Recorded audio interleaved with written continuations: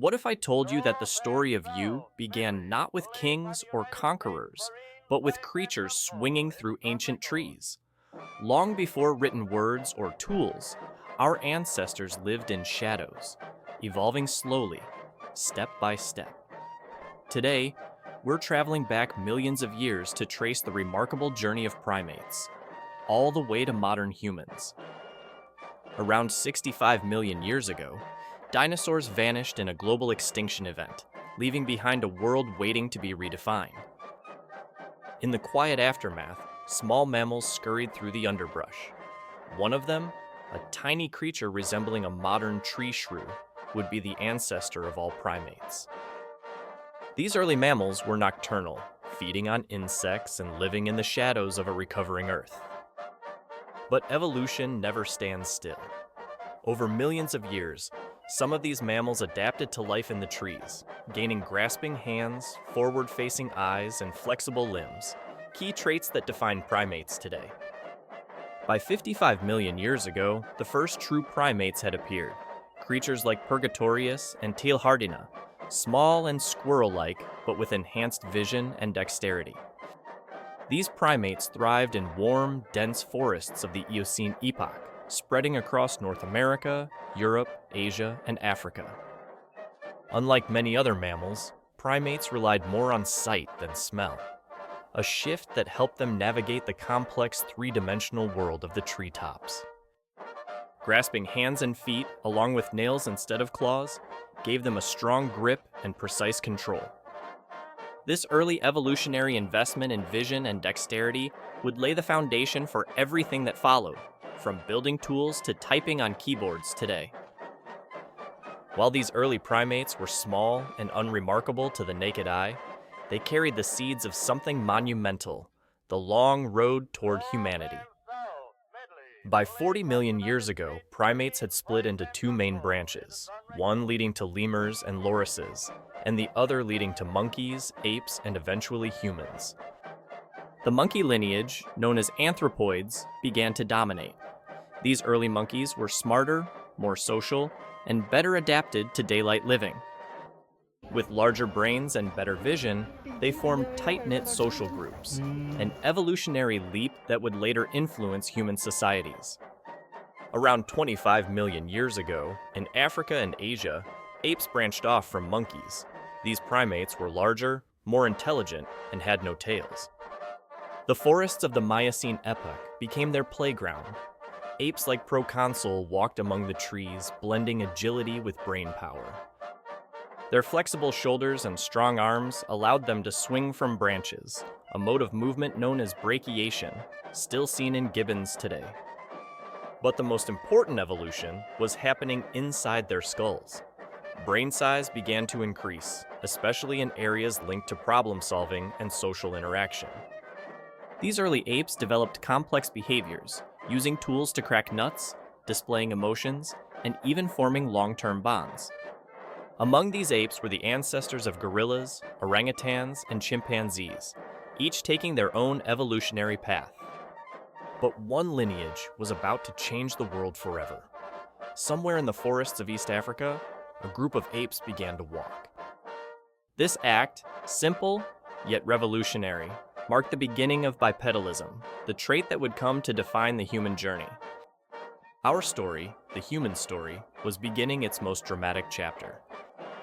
Around 7 million years ago, the forests of Africa began to shrink, replaced by open woodlands and grassy savannas. Around 7 million years ago, the forests of Africa began to shrink, replaced by open woodlands and grassy savannas.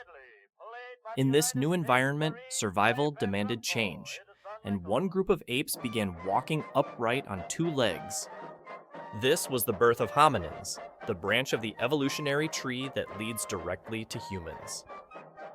One of the earliest known hominins was Sahelanthropus chidensis, discovered in Chad and dating back about 7 million years. While its brain was still small, its foramen magnum, the hole where the spine enters the skull, was positioned in a way that suggests upright walking. Bipedalism freed the hands for carrying food, using tools, and eventually creating art. Other hominins followed: Orerin tuganensis, Ardipithecus ramidus, and then Australopithecus afarensis, perhaps the most famous thanks to a fossil named Lucy. Lucy lived over 3 million years ago. She was short, with long arms for climbing, but walked upright with ease. This ability gave her a major advantage in a changing world. Bipedal walkers could spot predators, travel efficiently, and gather more resources. But upright walking was just one part of the story. Evolution had bigger plans. Around 2.5 million years ago, a new genus emerged, Homo. These were the first truly human ancestors. The earliest was Homo habilis, known as handyman for his use of stone tools. With a larger brain and growing intelligence, Homo habilis marked a turning point, from surviving to shaping the world. The leap to Homo erectus soon followed. These ancestors were taller, stronger, and better adapted for long-distance travel. They built shelters, used fire, and spread from Africa to Asia, becoming the first hominins to leave the continent. The age of exploration had begun, not just on foot, but in the mind. Roughly 300,000 years ago, deep in Africa, a new species emerged, Homo sapiens. They looked much like us, with rounder skulls, smaller faces, and bigger brains than any hominin before them. What set Homo sapiens apart wasn't just brain size, it was what that brain could do. They painted on cave walls, crafted symbolic jewelry, and buried their dead with rituals, evidence of abstract thought and emotional depth. Language, too, became more advanced. Unlike earlier hominins, who may have used gestures or simple sounds, Homo sapiens likely had full language. This allowed for teaching, storytelling, and planning, critical for building culture and passing on knowledge across generations. Meanwhile, other human species still roamed the Earth. In Europe and parts of Asia, the Neanderthals, Homo neanderthalensis, were thriving. Contrary to outdated stereotypes, Neanderthals were intelligent, used tools, made art, and cared for the injured. But around 40,000 years ago, they began to vanish. One theory suggests competition with Homo sapiens played a role. Another suggests interbreeding occurred, something confirmed by traces of Neanderthal DNA in modern humans. As Homo sapiens migrated out of Africa, they quickly adapted to all environments, from deserts to frozen tundras. They invented new tools, formed tribal communities, and created spiritual belief systems. By 12,000 years ago, humans began farming. This triggered the agricultural revolution, a transformation that built the foundation of civilization. With food surplus came villages, trade, writing, and the rise of cities. And yet, even as we built skyscrapers and computers, the essence of our journey, the primate instincts, still live within us. Our ability to socialize, problem solve, empathize, and create, it all stems from that ancient brain forged in African forests. Despite all our advancements, the blueprint of our primate ancestry still shapes how we think, feel, and behave. Our fingers, designed to grasp tree branches, now tap on screens and keyboards. The same social instincts that kept early primates safe still govern our relationships, alliances, and communities. Even our fears of snakes, heights, or isolation stem from challenges faced by our distant ancestors. And that fight-or-flight response? It's the same biochemical alarm bell that once saved our tree-dwelling relatives from predators. Our need for meaning, storytelling, and connection is ancient. It's what built religions, cultures, and civilizations.